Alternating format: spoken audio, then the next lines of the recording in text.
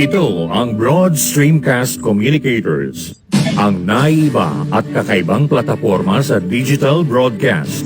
Mula Luzon, Visayas, Mindanao hanggang sa iba't ibang dako ng mundo. Broad Stream Cast Communicators, ang sandigan ng sambayanan mula sa walang labis at walang kulang na pagbabalita, paglilingkod, maglalahad ng mga mapagbuong komentaryo at usaping pambayan para sa kapakanan ng karamihan. Broad Stream Cast Communicators, tuwirang maglilingkod ngayon hanggang sa susunod na henerasyon.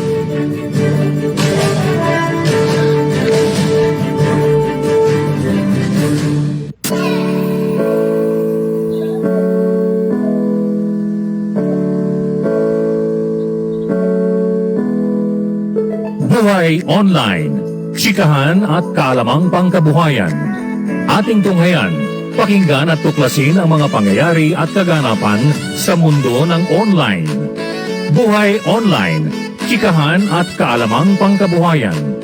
Alamin ang pinaka-latest trends mula sa trabaho at kung hanggang saan na ang narating ng teknolohiyang ito. At ngayon, narito na ang ating host, ang ating Techiemommy, si Jaye C. Bautista.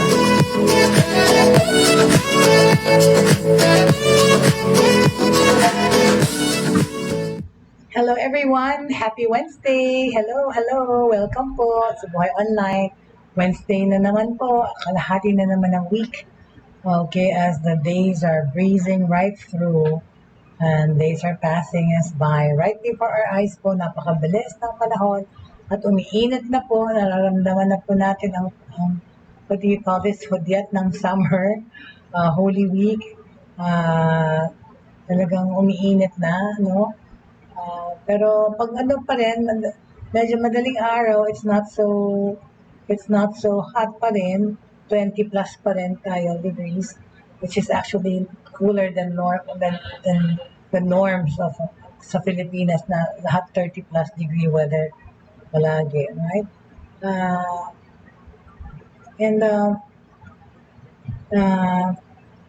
Siyempre, sa news pa rin, pareho pa rin yung mga nagtatrend, yung Ukrainian war, of course, ang COVID.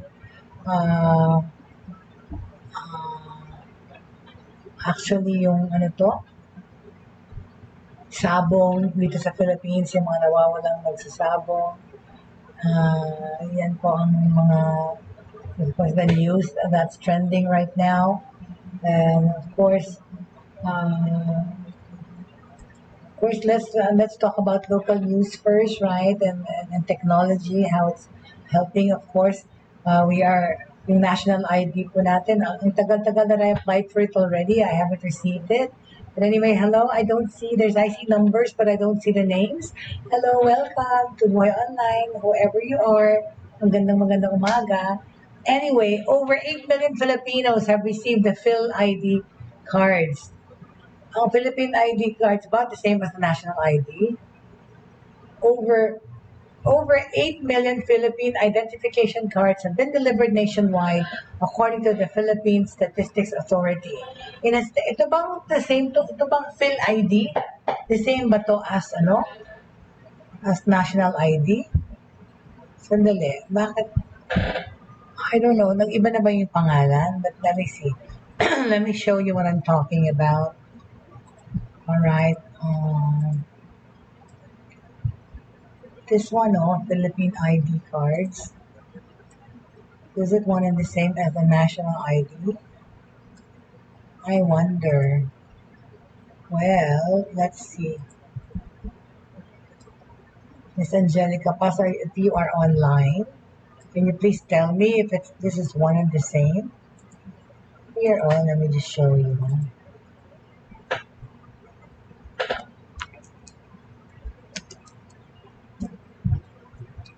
Is this the same? Is this one and the same? Let me get it lang. Let me get what I'm talking about.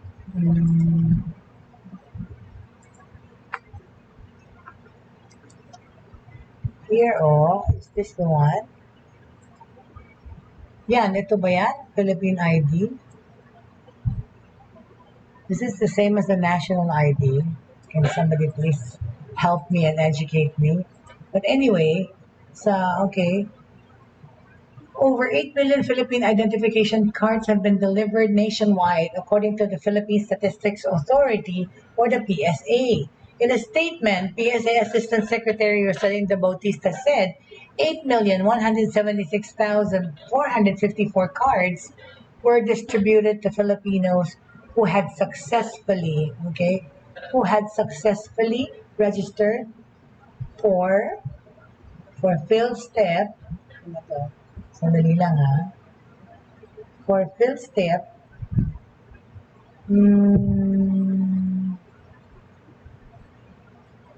step 1 and 2. Ano kaya yun? Sa kaya yun?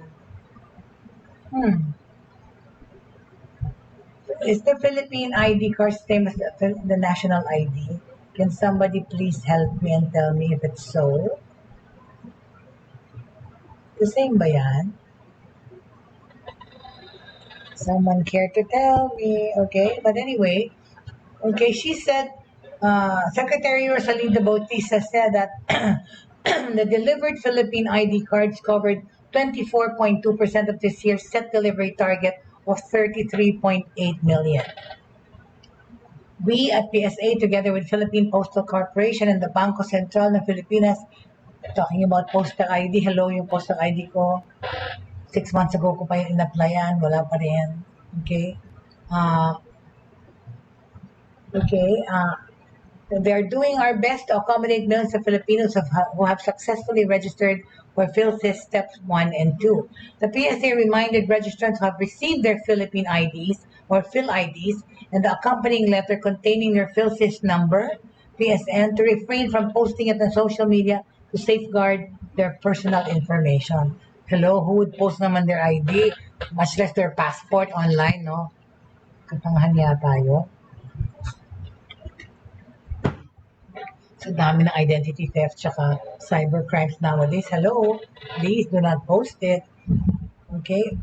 Meanwhile, those who are awaiting the delivery of their PhilID are encouraged to keep their transaction slip, which along with a valid ID will be presented to the Philippine Postal Corporation personnel delivering their PhilID card and PSN letter.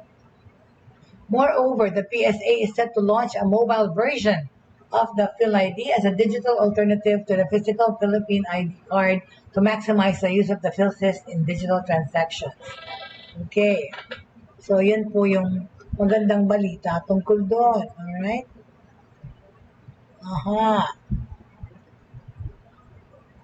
So, ano pa? Okay, on another note, okay, of course, regarding COVID ulit, no? Sandali lang, patanggalin ko lang yung nakaharang sa face ko na Philippine ID. Alright, so there, Philippine ID, okay. Anyway,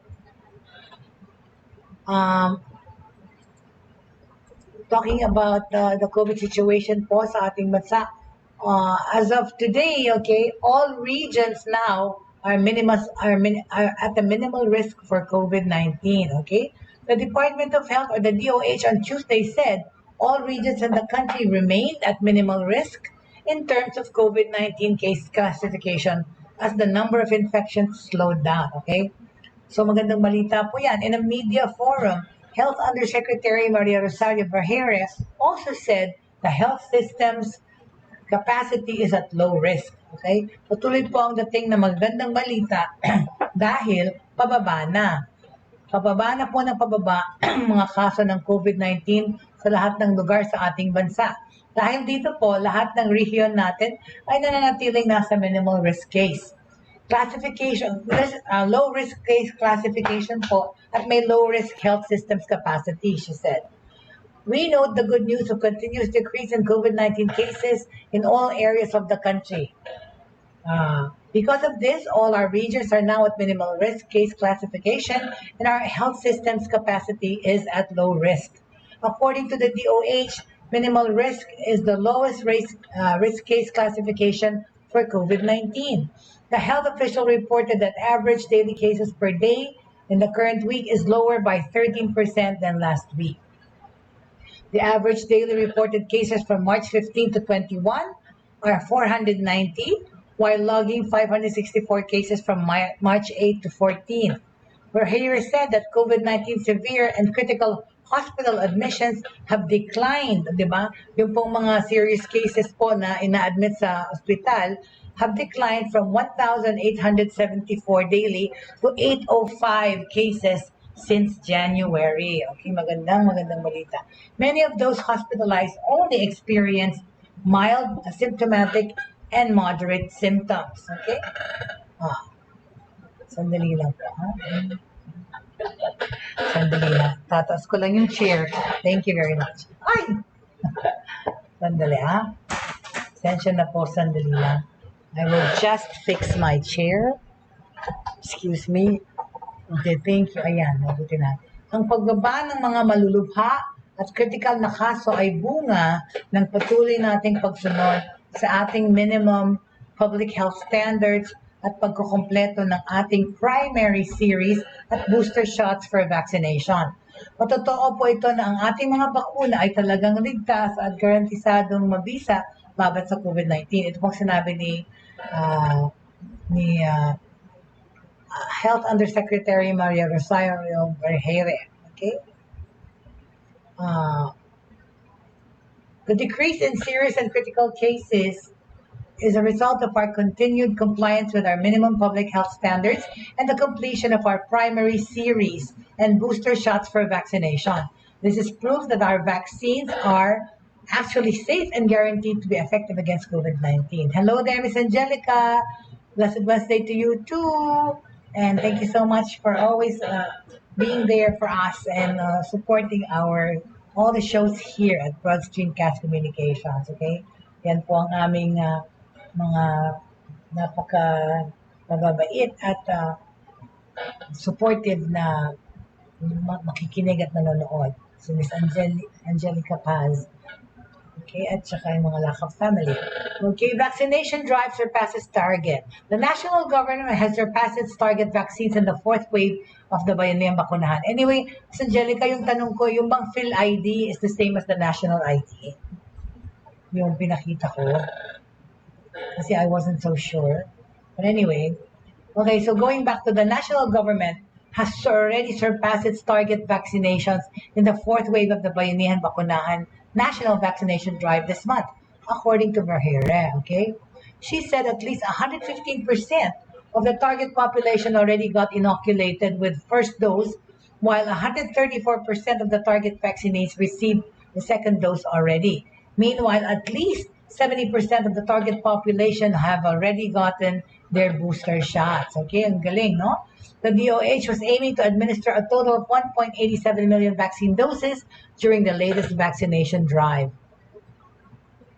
Sinabi pa ni Verheere na among those who got vaccinated were indigenous people living in geographically isolated and disadvantaged areas. Okay? The vaccination drive was originally scheduled for March 10 to 12, but was later extended for the general population until Tuesday and for senior citizens until March 18. Fourth dose for elderly and mga immunocompromised. Okay? Verheere said the DOH has already submitted an application before the Food and Drug Administration for the amendment of COVID-19 vaccines emergency use authorization to include a fourth dose for the senior citizens and immunocompromised individuals. Okay? That's right. Bukas nga po, na-announce po namin na tomorrow po, special panel po ako kasama pag-uusapan ng tungkol sa trabaho, tungkol sa mga OFWs at mga online work at saka mga face-to-face jobs in this pandemic. Bukas po makakasama ko po si Miss Angelica Paz at si Miss Cynthia Buste at meron po kaming special guest resource person po bukas si Engineer Russell Lozano. Tama.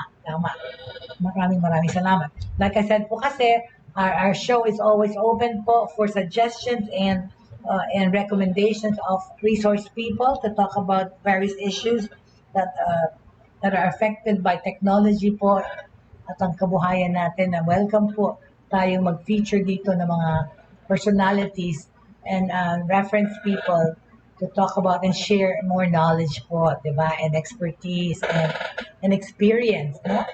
So salamat Miss Angelica Paz for the resource person that we're going to have tomorrow on the show. Okay. Meron na po tayong rekomendasyon na initial galing sa vaccine expert panel. VEP tungkol po dito sa fourth dose. Ito po ay nai-recommenda ng ating VEP sa mga senior citizens at mga immunocompromised. Okay? We already have an initial recommendation from the vaccine expert panel VEP regarding this fourth dose. This is recommended by our VEP senior citizens and immunocompromised. Ito po ay napag-usapan na natin na rin sa by all experts group. Inaantay na lang po natin mag-submit na po ang DOH ng application sa FDA para sa ating amendment ng EUA for this fourth doses. So we will wait for the decision of the FDA on this, and after that, we will discuss for possible implementation. Sinabi to ni Ferreira. This has already been discussed in the all experts group, and we are just waiting for the DOH.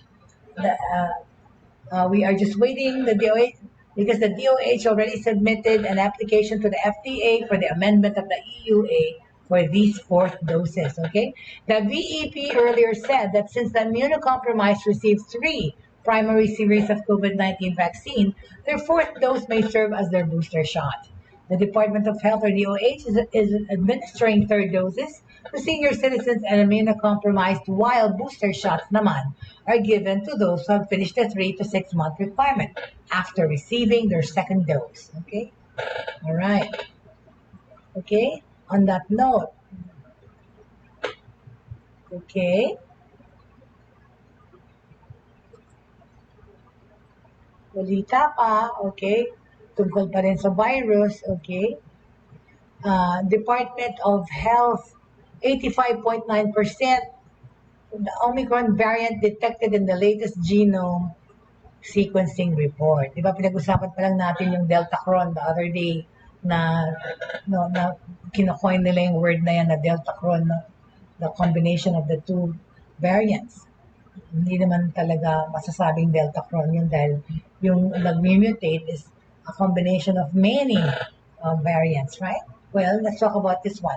The Department of Health yesterday said at least 85.9% were found positive for the Omicron COVID-19 variant based on the latest genome sequencing report.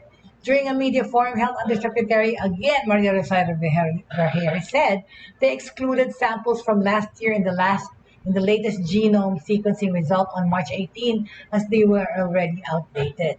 From the recent run itong March 18 na lumabas, tinanggal na natin yung mga nakuha from last year, paano outdated na. And, di ba? Pero ni-note down nila, okay?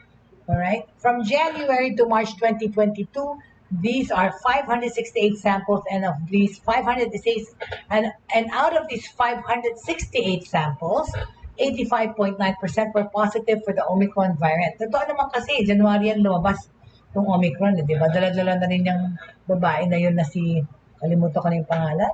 Wala na yun, no? Sa news yung nagdala ng Omicron from the United States sa Makati, nakasama yung mga pamangkin ko. See, I forget her name, and actually now, the world has forgotten her name. Even though siya yung nagkalat-kalat doon. And only 0.18% or only one was positive for Delta variant. So that is the most recent sequencing results. Alam naman na nga natin, di ba, na highly contagious mula noong January is the Omicron. The DOH earlier reported that it had not yet detected the hybrid coronavirus mutation Delta Cron in the country, and that safeguards and surveillance systems were in place amid the discovery of a new COVID-19 variant in Israel. Okay? Experts said that Delta Cron, reportedly discovered in a Cyprus laboratory, was most likely the result of a laboratory contamination and not a new worrying variant. So, yung Delta Cron, hindi yan. Hindi siya bagong variant. Na-contaminate lang talaga daw. Oh. The latest vaccination case figures. Meanwhile, Vergeire also reported that more than 65.2 million Filipinos are now fully vaccinated against COVID-19. while more than 70.4 million individuals received their first dose as of March 21. Okay? She said that around 11.6 million individuals, merong, okay, on the other hand, are already boosted against the viral disease. Okay? The Philippines on Monday recorded a total of 3,572 new COVID-19 cases from March 14 to March 20, 13% lower than the cases reported last week. There were also 415 new cases logged, the DOH said, okay, in the later update, bringing the nationwide tally to 3,664,694,000. Pero naman, di ba, 415 na lang, pababa ng pababa. Parang spaghetti pababa. Ay, corny ko.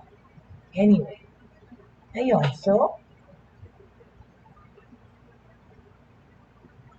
alright, very good. So, okay, regarding school naman, di ba, nabalita natin kahapon na 14,000 schools are already approved and ready for face-to-face.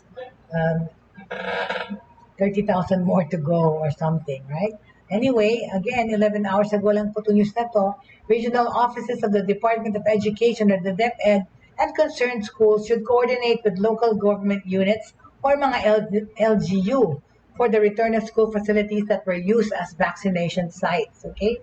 DepEd Assistant Secretary Malcolm Garma said the school should be available for the progressive expansion of face-to-face classes. Pero di ba, na-determine natin kahapon, sinabi natin kahapon na babalik nga mag-face-to-face na po ang schools, pero hindi ho everyday at hindi po long hours ang gagawin ng mga batang mag-aaral. I think there will be some days that they will be learning online. Hybrid learning, parang hybrid working, no? Importante na makabalik na ang mga paaralan natin para magsasagawa ng limited face-to-face classes. Dahil kailangan ng LGU concurrence, hinahayaan ng regional directors na makipag-ugnayan sa LGUs para maibalik ang nagamit na vaccination sites. Garma said in an interview on GMA's Unang Hirit. At least 800 schools nationwide were used as vaccination sites as the government ramped up its inoculation drive against COVID-19. Garma said more than 9,000 schools have resumed in-person classes, while 14,000 others have passed the safety standards assessment, kagaya ng binalita ko kahapon. So, nadagdag dun sa 19,000, 14,000 pa ang na-approve, okay? Around 2.5 million students are seen to join the expanded in-person classes. But then again, hindi po lahat naman ng bata papasok, depende rin sa magulang nila kung pumapayag silang papasukin na face-to-face yung mga anak nila, because there's an option to study from home and or the distance learning pa rin, modular modules o kaya face-to-face. Pero yun na nga, 14,000 schools have already been approved to go back to face-to-face classes, okay? DepEd said vaccination is mandatory only for teachers. So, hindi kailangan pabakuna yung mga bata, no? Mandatory lang po ito para sa mga guro. Hindi required ang pagbabakuna, pero importante, preferred or encouraged na bakunahan ang mga batang lalahok sa face-to-face classes. DepEd said it would continue with hybrid modalities through online classes or the use of modules, even with the progressive expansion of face-to-face classes. So, tama po ako. Kahit na po may face-to-face, nasa discretion pa rin yan ng magulang kung papapasukin ng anak. At the same time, may option sila mag-modules pa rin at mag-online classes kung ayaw nilang pumasok at papasukin yung anak nila sa eskwela dahil hindi pa rin po sila confident dahil andyan pa rin naman ang virus. You know, rightfully so, okay? Tama naman. Alright. Okay, on another note,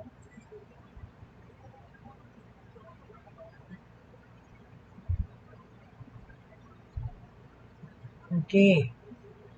Speaking naman of COVID-19 pa rin, pero naman abroad, okay, ang latest findings po. Perfect storm, Europe COVID rise. Okay, ito, kunin ko lang yung balita.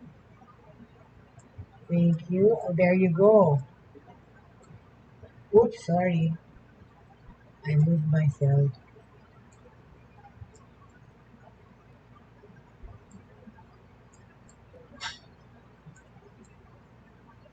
Ayan po, oh. Okay, Europe, COVID rise due to fewer curbs and subvariant. Anong ibig sabihin? Anong nangyayari sa Europe, okay? Sa Paris po, COVID-19 is again surging in Western Europe due to a perfect storm of governments lifting restrictions, waning immunity, and the more contagious BA.2 Omicron subvariant, experts said Monday. After more than a month of falling cases across much of the continent, countries such as Britain, France, Germany, and Italy have all seen a dramatic resurgence of infections in recent days. Hala, pati sa Italy, kumalat na naman yung virus. In France, cases have risen by more than a third in the week since the government ended most COVID restrictions. Hindi ba nga hindi na nagmamaskara sa ibang places sa Europe? O ayan, biglang kumalat ulit yung virus. In Germany, despite a new daily record of nearly 300,000 infections on Friday, oh my God, 300,000, the government let national legislation enabling coronavirus restrictions expire over the weekend. Most German states, which have considerable leeway on applying measures, have however maintained the restrictions. In ibang countries, di ba, tinanggal na nila yung maskara nila sa Europe. In Italy, ito sa Italy to ha, nandyan ang aming Tita Marisa Mercado, si Tito Janelle, sila Muffin, ayan po ang mga mag-anak namin dyan na lakap dyan sa Italy, Tita Marisa Lakap Mercado, Tito Janelle, at ang kanilang mga anak, saka si Ryan, si Rai, nakit na bata.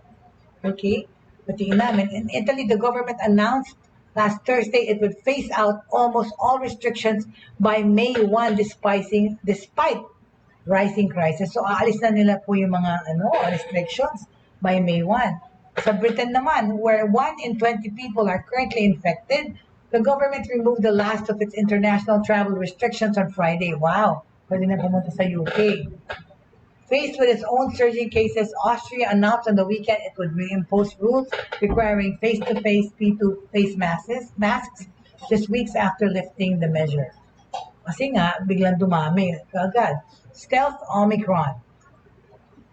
While some have blamed governments for relaxing restrictions too quickly, ayun na nga, kasi tinanggal na kaagad ang mask, highly contagious pa tong Omicron na to. Okay? While some blamed governments for relaxing restrictions too quickly, epidemiologists also pointed the finger at the BA.2 sublineage of the Omicron variant, ito pong BA.2 na variant, which has become dominant in many countries. Ito po yung nakitaan dito rin sa atin. Sometimes called the stealth Omicron because it is more difficult to detect. BA.2 is estimated to be about 30% more contagious than its predecessor BA.1. Lawrence Young, a virologist at Britain's University of Warwick, said the rising cases in Europe were due to a combination, a perfect storm of three factors: the lifting of the restrictions, waning immunity after vaccination, yung nagpa-fade na po yung efficacy ng bakuna, and of course the COVID variant BA.2. Removing restrictions has fueled the spread of BA.2 and could also lead to the generation of other variants, he told AFP. Antoine Flahaut, director of the Institute of Global Health at the University of Geneva, said there were a couple of hypotheses on the table which are not mutually exclusive. Sinabi niya na sa AFP that BA.2 was clearly a relevant suspect in explaining the current rebound, also mentioning waning immunity and the easing of measures. Okay. He also pointed to air pollution in Western Europe during the infection resurgence, referring to research that showed strong correlation between COVID outbreaks and high levels of fine particulate matter in the air. So yung, siguro sumasakay doon sa pollutants yung COVID-19, no? Simon Clark, a cellular microbiology professor at the University of Reading, said that despite soaring cases in Britain, concern about the virus among the public seems to be at an all-time low since the start of the pandemic. Okay? The BA.2 version of Omicron seems to be behind this uptick in infections, which again shows how quickly the situation can change as the virus evolves into new forms. Itong sinabi nila sa Science Media Center. Ano ba tong new variant na threat? Meron bang threat na new variant? Okay? In a bid to bolster waning immunity, some nations such as France have started rolling out fourth vaccine doses. Sa Amerika rin right? In England, a fourth booster shot will be made available, okay, to care home residents, all right, to care home residents, sa mga convalescent homes or nursing homes. Then po, fourth booster shot will be made available to care for home residents, people aged over 75 and immunosuppressed this week. Ito po sa Europe po ito, sa Paris. National Health Service said on Sunday. Sandali po lamang pasensya na. Kailangan ko lang i-extend aking leg. Aray ko. Dahil yung aking recovering, oh my God. Sorry. I had to lift it, pasensya. So sorry. You know, ang aking recovering total knee replacement procedure that I had done. Sinabi ko yun, document ko yun, napapa-explain ko yung doktor kung anong ginawa sa knee ko. Siguro, next week, I will feature my ortho and my therapist talk about my total kneecap surgery and what technology was used to do it. Anyway, so yun. In England a fourth booster shot will be made available to care home residents. However, the World Health Organization has warned that new variants were more likely to continue emerging if wealthy nations continue to boost their own citizens ahead of sharing vaccines with countries where many have not received their first dose. Kaya nga, huwag na munang padala yung fourth dose kasi mamaya masira lang kasi hindi pa nga nakaka-first dose yung iba. Jean-François Delfrancais, president of the French government's Scientific Advisory Board, has already warned of potential variants. We are at the mercy of a new variant from happening, which, if we ask the scientist community, could be expected in the autumn. Oh my gosh. So July, August, meron pa. It could happen before then. Will it be more transmissible variant? Will it be more severe? Will it escape the vaccine? Nobody knows. See? That's the thing Habang hindi tayo sigurado po sa efficacy ng gamot, sa strain ng virus, patuloy pa din tayong exhibit or practice the safety protocols needed to avoid getting this virus para wag tayong makontaminate, okay? So on that note, all right, on that note, let's talk about something else. Lifestyle naman tayo. Okay, let's see. Hold on, okay, naghahang.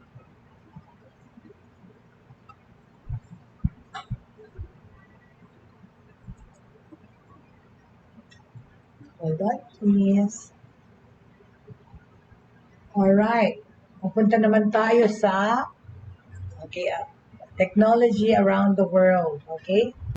I have some news. Okay? Hold on. Let me just remove this. Alright. Just going back to school.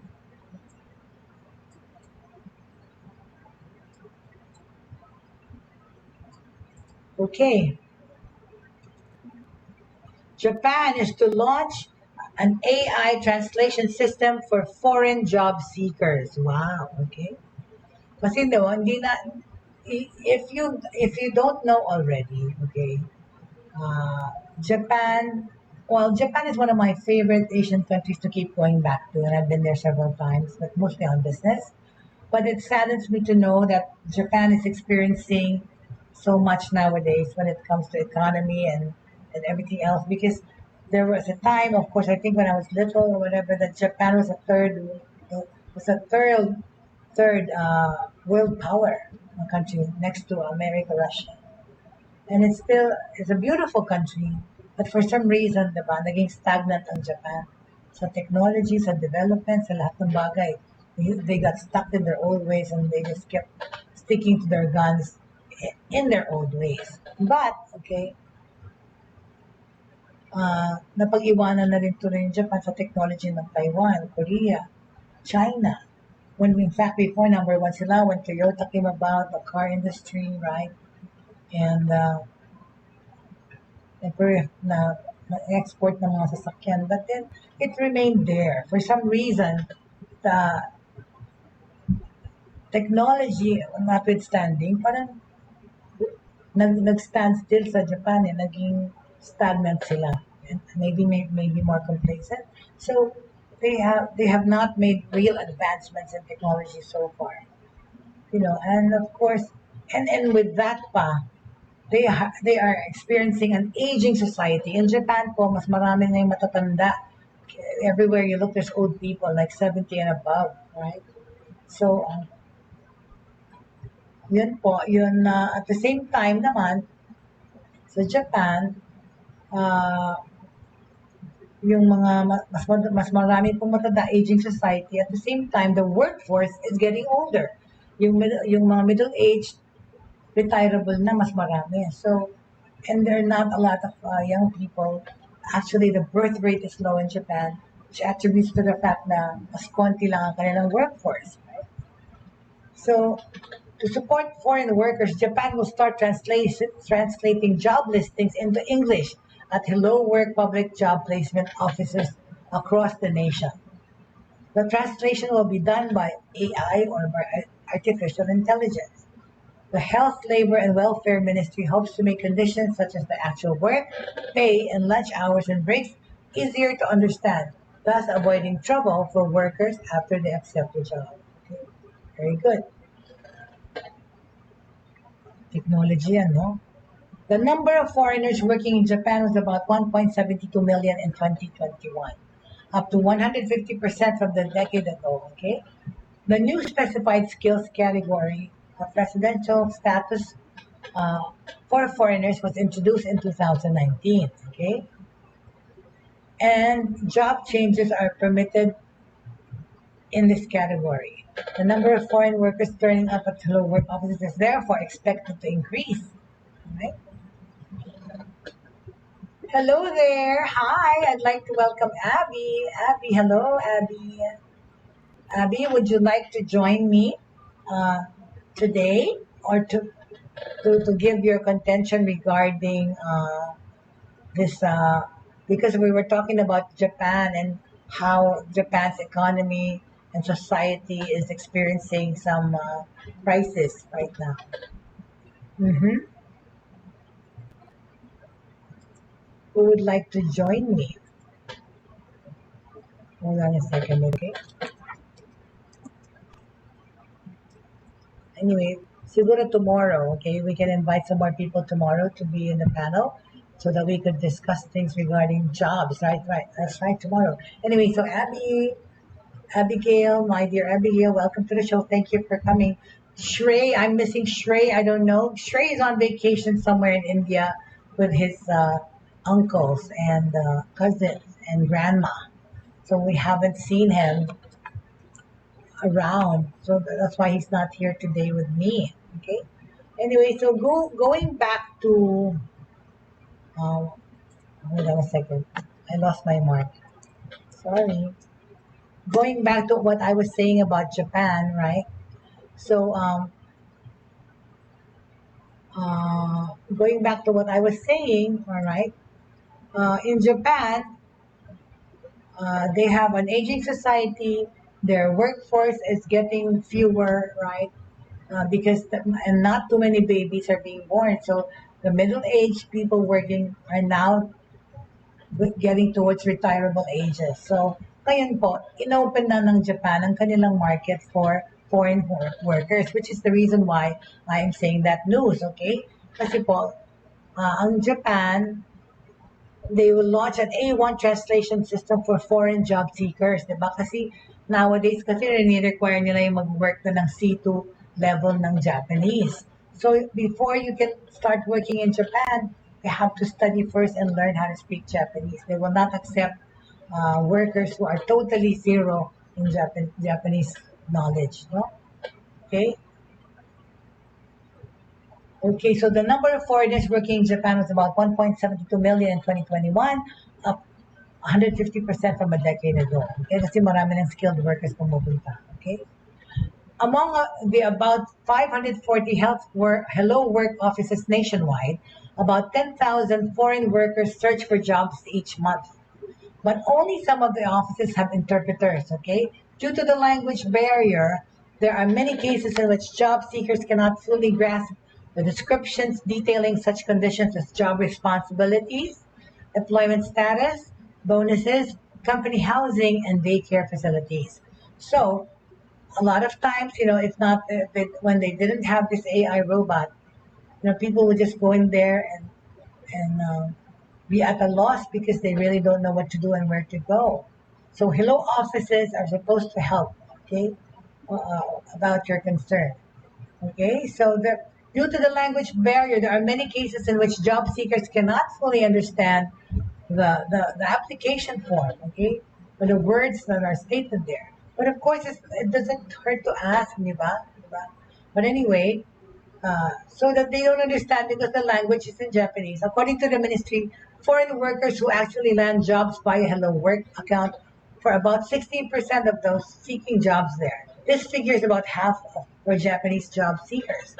Starting yesterday, job listings submitted to Hello Work offices by businesses across the nation will be automatically translated by AI software. Okay. A foreign worker looking for a job at a nearby Hello Work office can receive listings in English and consult with a staffer in the office. Oh, that's great. So it is in English. Okay. Very good. So that is a bit of good news, right? Because Japan looks to accept more foreigners in key policy shifts. Okay. Uh, okay. So would you like what are the focus of the countries when you want to go to Japan from the United States or vice versa? Okay. All right. Because Japan's new foreign work status took focus on 8 countries, including Philippines. All right. Foreigners granted a new resident status for workers with specific skills may initially be accepted primarily from 8 countries. Okay. So, pwedeng tanggapin pag meron kang ganong abilidad. Okay. Mag-train ka muna, right? Foreigners granted the new resident status for workers with specific skills may initially be accepted primarily from 8 countries: Vietnam, Philippines, and Cambodia. Okay? To prevent financial exploitation by dishonest brokers, the government will seek to use bilateral agreements to strengthen cooperation with countries that send workers. Okay? The program for workers with specific skills, which is to be launched in April, is expected to include 1,200,000 to 150,000 workers who transfer from the technical those that transferred from the technical internship program in the 5 years from fiscal 2019. This would make up about 45% of the total available slots. Okay.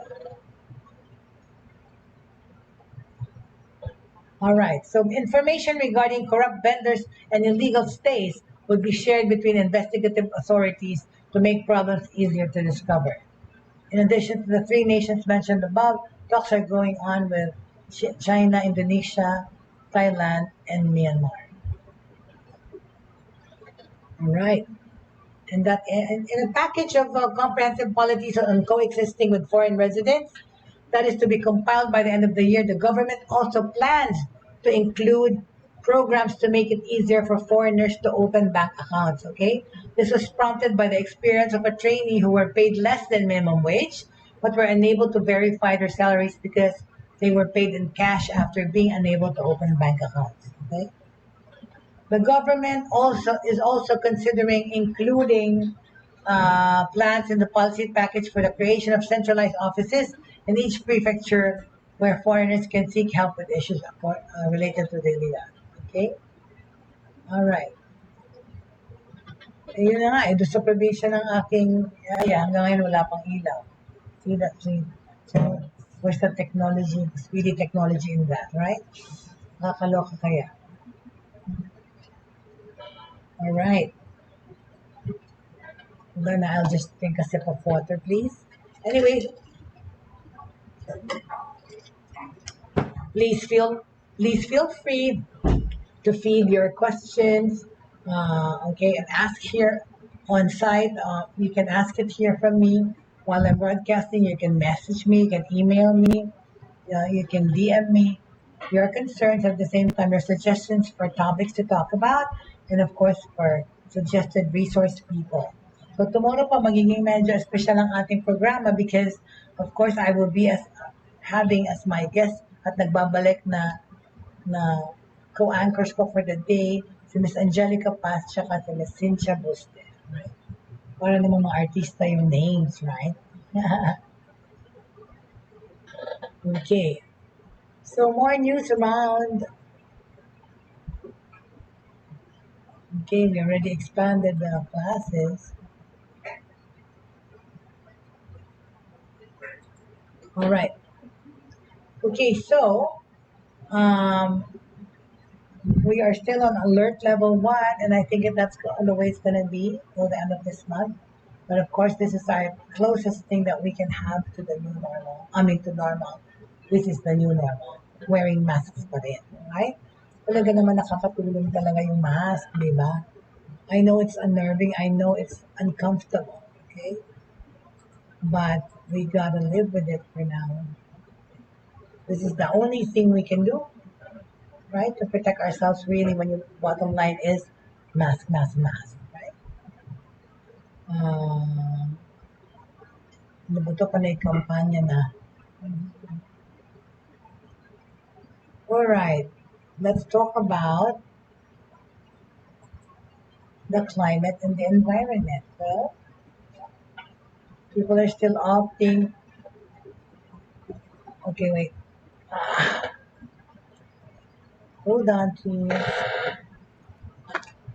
I took some pain medicine. Actually, to tell you the truth, I did because hindi ko ma-stand tong pain sa Nico kasi nagkikurot pa rin po eh. Alright, so more news to talk about. Hold on a second, please. Let me just pick up some. Ay, bumukas kasi ng mga files ko.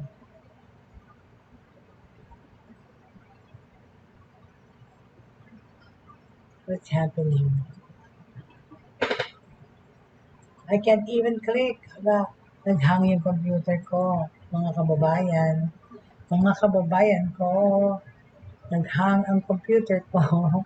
Anyway, okay, so, and again in the world of COVID-19 and virology, okay, i-center na natin attention natin ngayon dito sa mga variants at mutants na nangyayari because of course we're concerned because it's good to know of course that people mostly get mild symptoms but we still can't tell, no? Kung tayo yung tamaan yan, right? Okay, so in the news, okay, if Presidential Senator Panfilo Lacson said if elected, he will pursue the development of a virology institute that will act as the country's first line of defense against COVID-19 and other viruses. Hindi biology, virology, like viral. Hindi viral, virology. Because it comes from virus, right? Even my name comes from virus. Okay?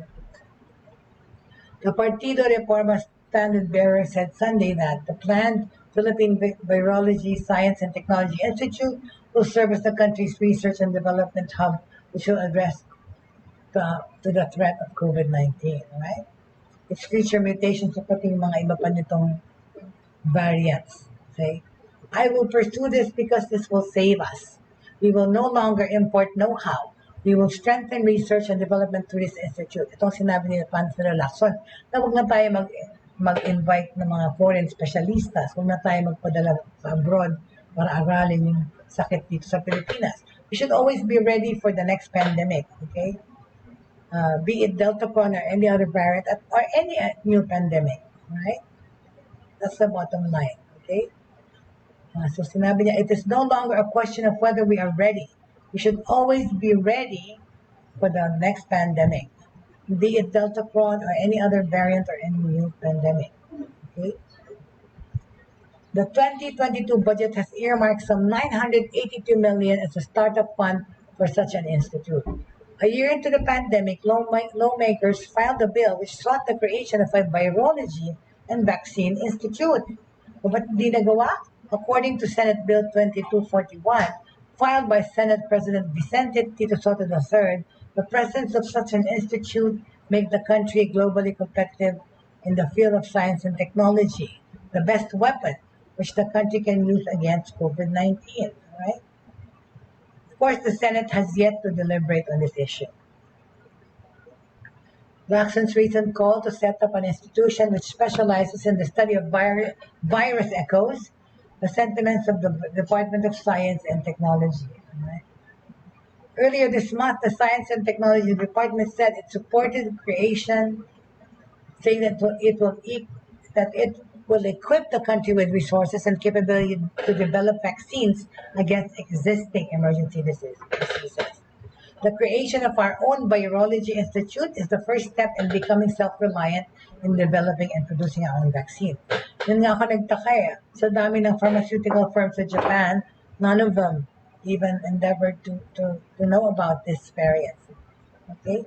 The creation of our own Virology Institute is the first step to becoming self-reliant in developing and producing our own vaccine.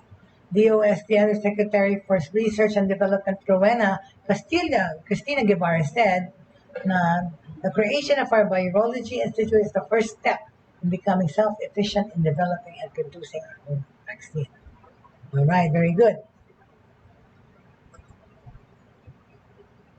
Okay. No, not today. Hanggang na naman. Hold on, please, because my computer is naghahang. So anyway, can anybody care to share what is your contention about what's happening to our world? Okay, can somebody answer me from the ones watching? How has this past 2 years affected your lives? Okay, how has it affected your lives?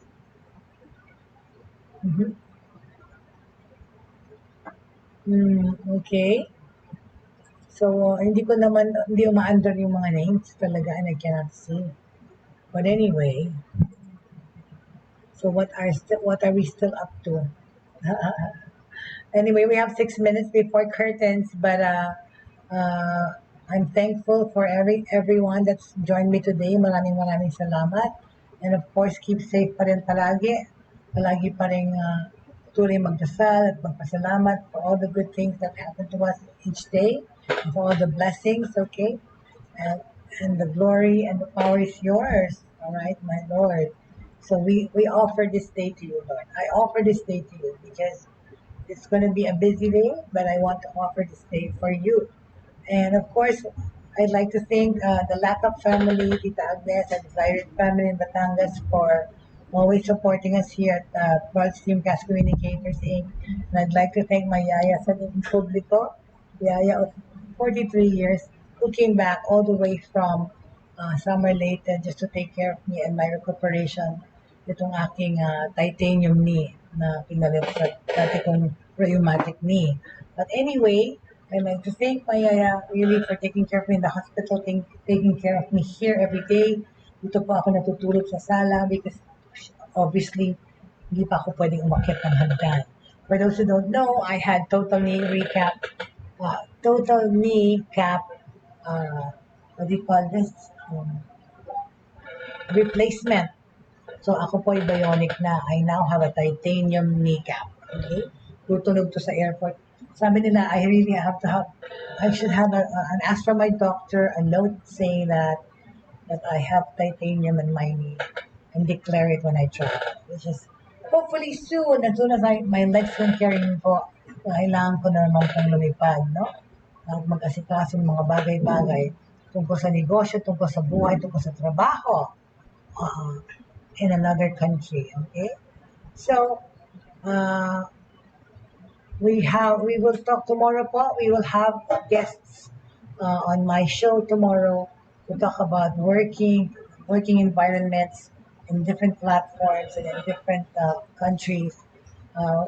Samahan po ako ulit ni Miss Angelica Paz at Miss Cynthia Buste, as well as si Engineer Russell Lozano na magpabalita sa atin tungkol sa gamit ng teknolohiyas sa kanyang field of expertise. Okay? Sinabi na rin po natin yung mga updates on technology around the world, anong mga countries na nag-ban ng Facebook. Well, yung Russia, si Facebook, pinahinto niya ang paggamit ng social media apps sa Russia. Tapos yung si Brazil, yung Telegram app, pinapasuspend. And that's what we did yesterday. We talked about the tech giants that are connected technology and what they did because of the Russia-Ukraine war. Na binan po yung Russia for using yung mga social media apps nila. Right? And on that note, okay, po, yung sa Brazil po, yung Supreme Court Justice nila po ordered the suspension of messaging app Telegram following a request from the country's federal police. Okay, the decision comes after the messaging app, which is widely used by Brazil's far-right President Jair Bolsonaro and his allies, failed to respond to court orders to block certain accounts that had been found to disseminate disinformation, Global reported. Yun ang kinagalit ng Brazil, no? Brazil's Supreme Court, STF, did not immediately respond to a request for a comment. Anatel, Brazil's telecoms regulator, said it did not have any information about the issue. In January, Bolsonaro accused the country's top electoral authority of cowardice for considering a ban of the messaging app amid concerns for its use for spreading fake news. So, ayaw nila syempre ipaban kasi pati sila nagsa-social media, di ba, yung presidente. But anyway, on that note, I'd like to end today's episode po and with the thought and parting words of please, at the end of the day, 3 things should remain in our lives. So, such faith, pananampalataya, hope, pag-asa, and love, pagmamahal para sa lahat. Okay? Pag yan po nasa ating puso, we become more resilient, we become more motivated to go on living life and learning. Okay? Dito po si Jay Bautista for Buhay Online. Tomorrow po magkita-kita tayong muli with my special guests tomorrow. Thank you for all the people that joined me today. Maraming salamat po at sana po, you just keep safe and keep wearing your masks when you go out. Maraming salamat and see you again tomorrow. Thank you very much.